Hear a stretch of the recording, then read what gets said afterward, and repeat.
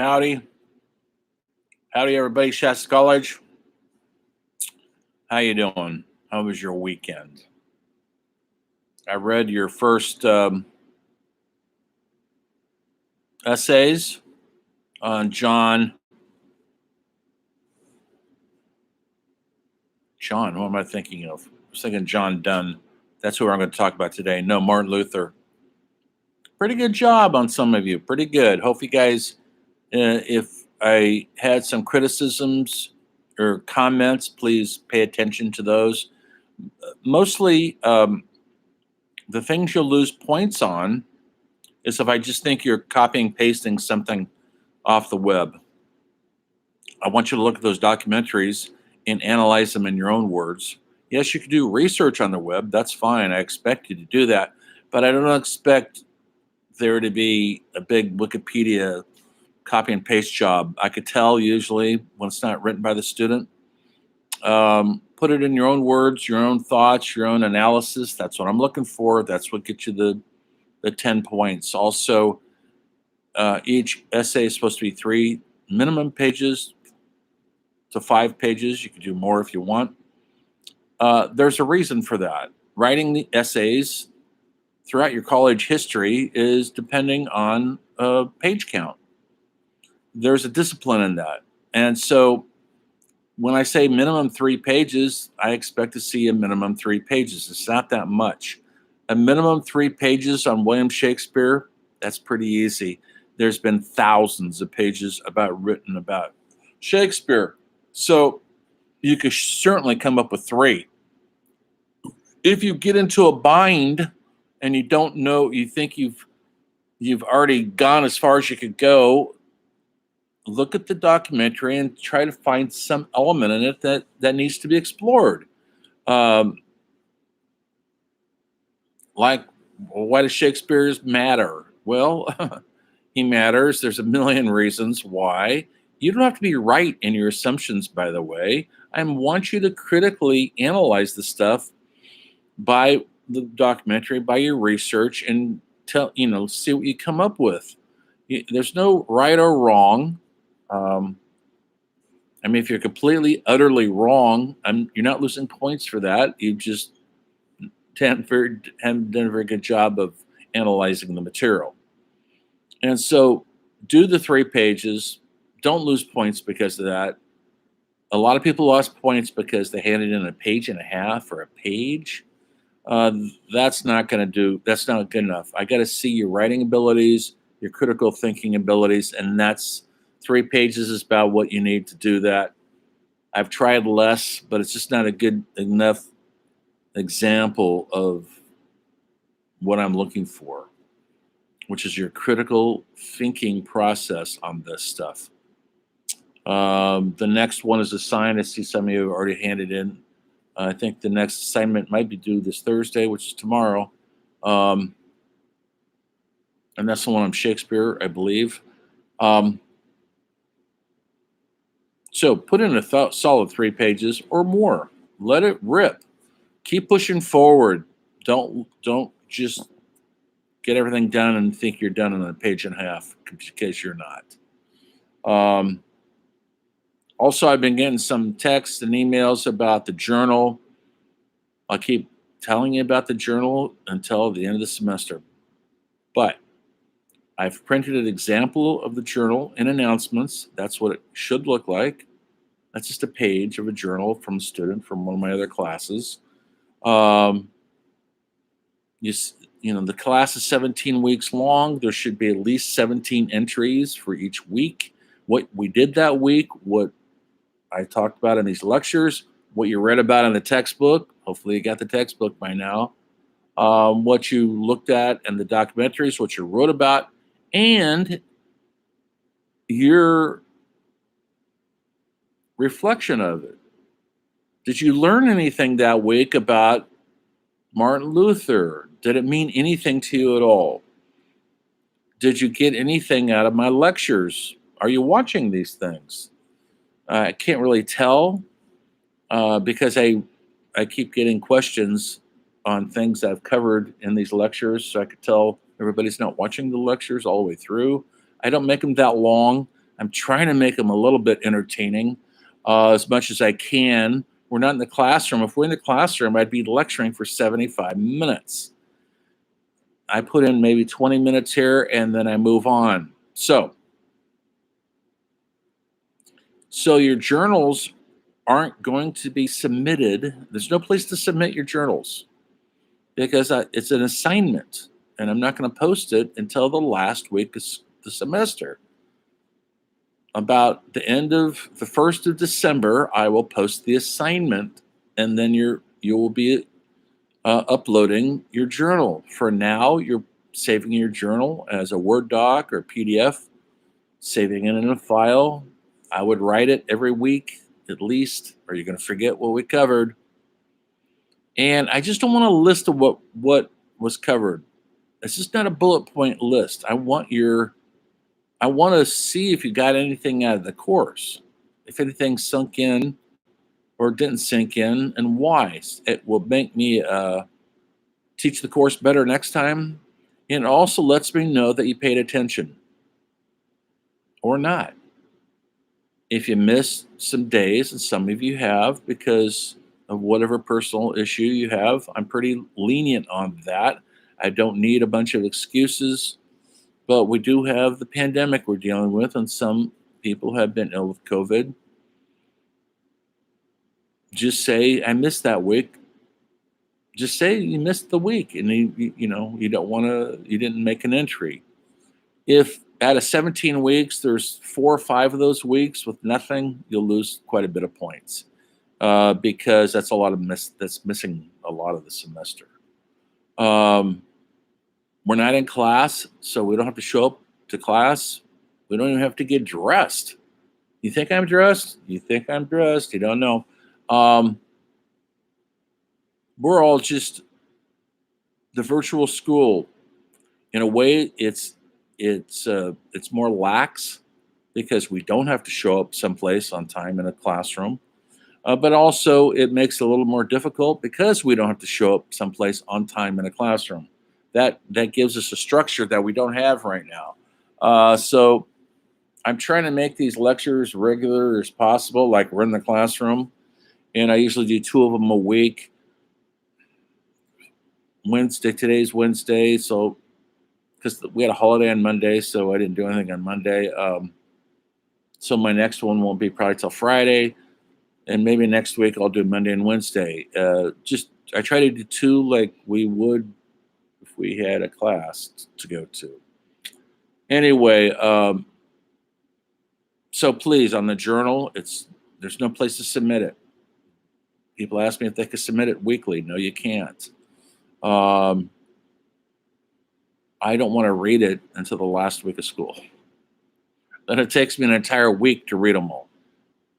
That's another story. We're not there yet. We're still here. We're still on, I want to say week 3, but it could be week 4. I'm not sure. I know I'm going to sign the 3rd essay this week. So that usually means week 4 because I don't do an essay the first week. On the readings, I hope you all have your book by now. If not, can you pass the course without the book? Yes. Will you get as much out of the course without the book? I don't believe so. I don't test you on this book.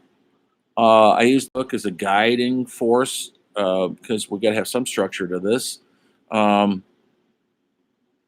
And so the documentaries I assign are usually things from the chapter that I could go out there and find YouTube or somewhere. And sometimes I can't find stuff. And so reading would help a lot. Plus, I can't cover everything. I can't cover exactly everything in every page of the book. We'd be here for 2 years. And so I'm trying to give a survey of each important chapter. Right now, I want to cover chapter 22 today. I want you guys, if you have the book, please read chapter 22 and 23. Starts on page 97 because I'm going to cover those both this week. And because a lot's happening. We're starting in the this Renaissance period of our culture, of our Western culture, I should say. Not much is happening in the U.S. because we're still pretty early. Yes, there's some settlers here. Things are happening. We're not really that established yet. That's coming. So right now I'm in the area.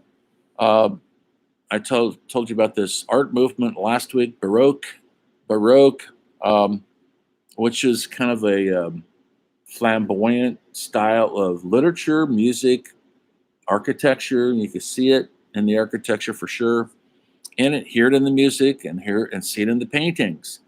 Um,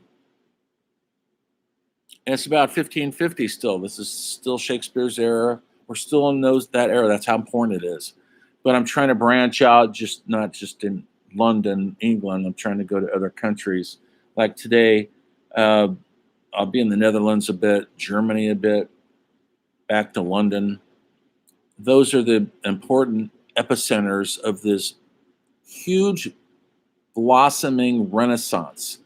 And yes, I'm covering a lot of artistic things. Now, think about that now, students. What's covered now in our history? Are painters that important? Do you know any painters, contemporary painters? Does it make front page news? Or does the war in Afghanistan, the COVID, Texas abortion laws, the shenanigans in Washington, D.C., does that dominate? It's a redundant question, meaning the arts do not dominate. But they were so important to this era. So that's why we're covering a lot of it. I'm not covering the wars. Yes, there was wars going on. There's going to be a nice big one in France pretty soon, an American Revolution. That's pretty big. And they help shape the culture, absolutely. But because this is a humanities course, we're trying to stay with things that are important to the humanities, which is our cultural progress, not our cultural destruction of our culture, like is happening in Afghanistan right now, or the destruction of the culture in so many countries that are failing right now, like Turkey. It's huge. And that's tragic. It's hard to create great art when your entire culture is failing. When there's no electricity, there's no water, there's no food to feed people, and people have a lot of guns. It's not easy to create art. But remember, during this Renaissance period, that sort of thing was happening in the world, but this is before social networks or easy travel. And so mostly these countries are very isolated. Their art got out into the world somehow. That's the amazing thing about it. But Rembrandt was pretty isolated when he was painting his paintings in a big, beautiful city, but isolated from the rest of the world because travel wasn't easy in those days. It was very expensive. And most people stayed very close to home. Some of our greatest artists, writers, composers stayed in their hometown all their lives. They didn't see the world, but somehow they encaptured what was going on in the world out there. How they knew that? Well, they had, yes, folks, they had newspapers. They had not media like we have now, but they had artists from other countries. Um, there was, because of the Netherlands was a port city, and port cities are really important. That means they're getting ships from all over the world are showing up there with their goods, uh, their trade goods from other countries. And so people are exchanging stories, they're exchanging dialogue from other countries. That's how we find out about these things in those days. And so there's an exchange of ideas and exchange of culture. Yes, Rembrandt was perhaps isolated in Amsterdam, but a lot of world travelers were coming through there, and that That's where he gets his information. Same thing with Shakespeare. Shakespeare wasn't traveling to Rome and other places where he said a lot of his plays. He was getting these from what the culture that he was experiencing, that he was living in, because he lived in London, which is a major important port city in Europe and Great Britain. And so it was important that so many of these artists were happened to be in the right place at the right time. Now, if you think about culture with the internet, social media, you could be anywhere. Look at TikTok. You could be a star for doing nothing, by the way, by doing some quirky weirdness, and you could be in a far off country, you could be isolated and get known because of the World Wide Web. But they didn't have that in those days, but they did have a way of getting information. It just took a while. It was a little bit slower. Anyway, so today, the two or three things I want to go over before I shut up is major changes. For example, religion is still a very, very big part of this whole Renaissance era. You wrote your papers about Martin Luther, which was he was a radical revolutionary that went up against Rome, which was a radical thing to do. He could have been executed for that. That's what powerful religions do. Look what's happening in Afghanistan right now. The radical Islams are executing people who go against their beliefs. That's what radical, repressive governments do. Happened in Nazi Germany. It's a great example.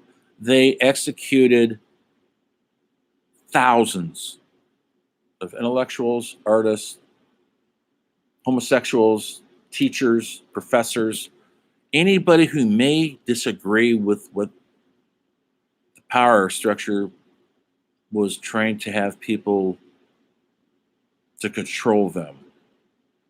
In fascist Italy, same thing. The Holy Roman Empire, Rome was huge. They conquered many, many countries. They just weren't in Rome. They were in Scotland and Ireland. They controlled everything by might. You went up against them, it was a hard thing to do until they started failing. And they usually failed. So many of these places fail because they get corrupted. Rome became very corrupt. That's another story. But right now, religion is still a huge theme in most art. Poetry. Poetry was very important to this era. People like Milton and John Donne were writing mostly devotional poetry that we still quote their words to this day. Maybe you know one of the lines, John Donne's famous poems. People have said it at a million funerals because it was a requiem for death. Death be not proud. He wrote that 500 plus years ago. It's a whole other poem. It's in your book. If you read your book, you'll see the poem. He made several poems, and that one's numbered Holy 10. He did Holy 12 and 14. And it was all his relationship with Christianity, with God. And that was important. And it's just not, he's confronting it. He's just not praising it. He's thinking about it in a critical way. just like Martin Luther did.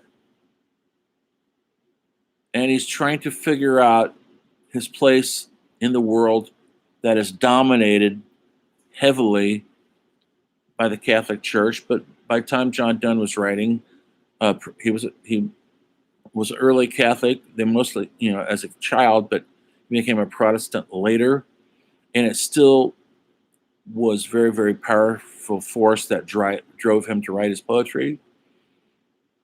And that's why he matters, because we're still dealing with religious matters throughout the whole world. We still are. It's never going to go away.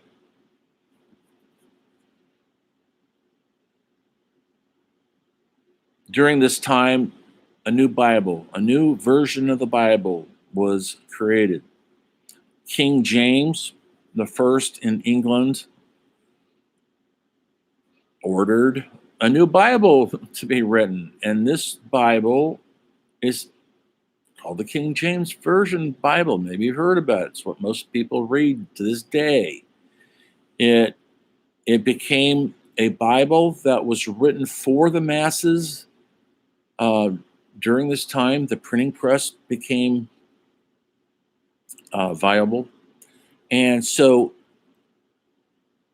you could print thousands of new versions and it could get out to the people, the common people. They didn't have before.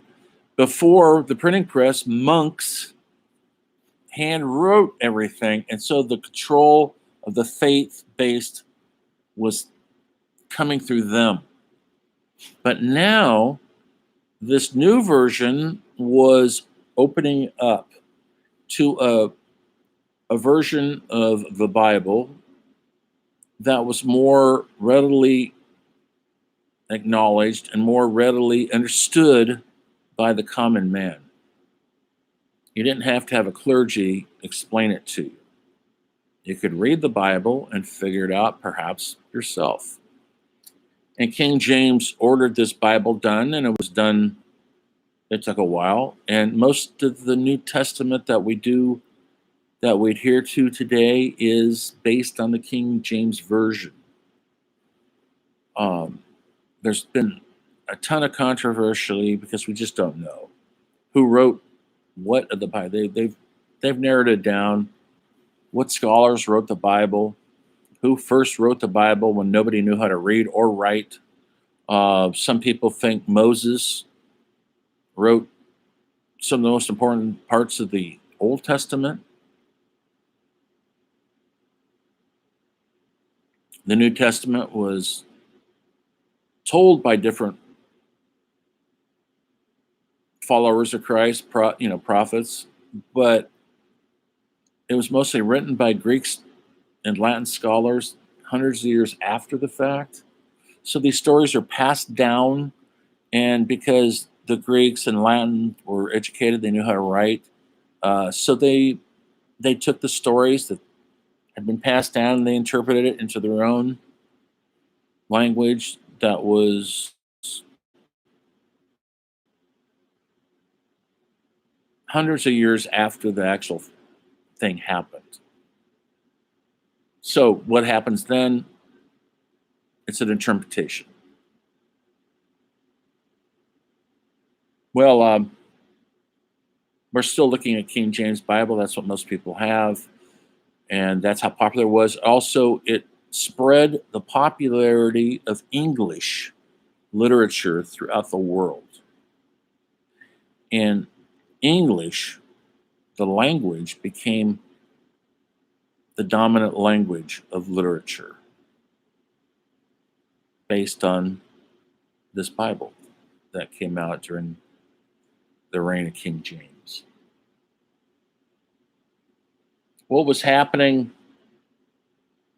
with music at the time? In Germany, there was two composers. Maybe you've heard of them. Even if you don't know classical music, maybe you've heard these names.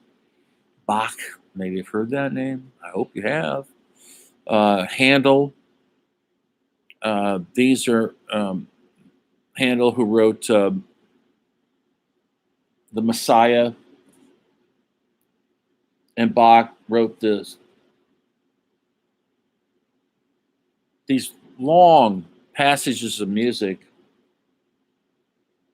that he's known for, the Passion, according to St. Matthew, is 3.5 hours long, folks. That's a long piece of music. And it's an interpretation, yes, of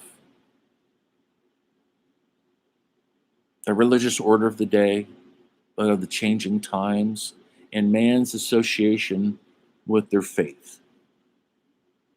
And that's why they're still popular to this day, because we're still have that relationship. Some people do, some people don't.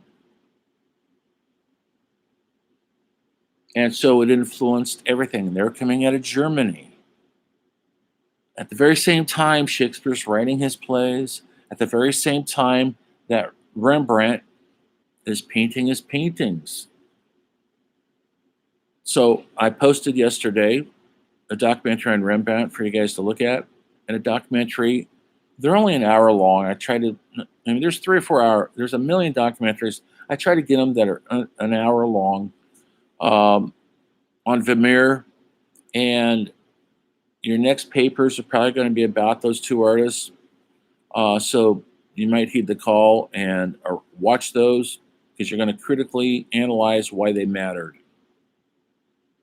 Why would a painter matter?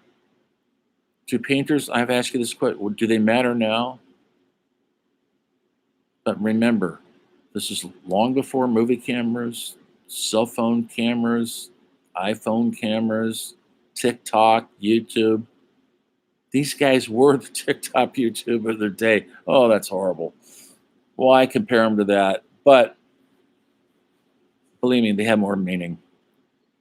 And we're sitting there talking about them 500 years after their death. Don't think we'll be talking about a TikTok artist 500 years from now. I hope we're not. Sorry, folks. Anyway, so lots of things are happening in this era, this 1550 to 1630, in that era, in all these different pockets of the Western world. And so please read the book, read the chapter, underline some passages, start thinking about this stuff. Look at those documentaries. I'll see you in a day or two where I'm going to further talk about this era in the Netherlands, especially how important it was. Has anybody been to the Netherlands?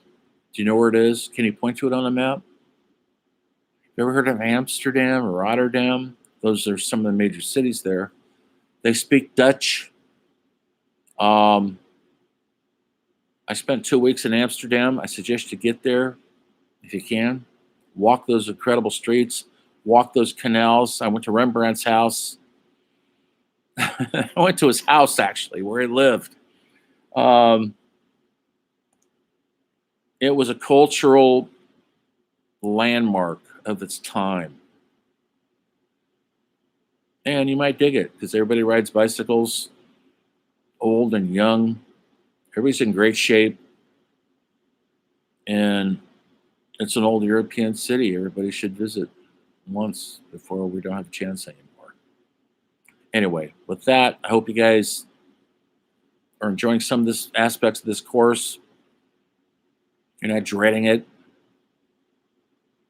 It's keeping me on my toes, and that's a good thing.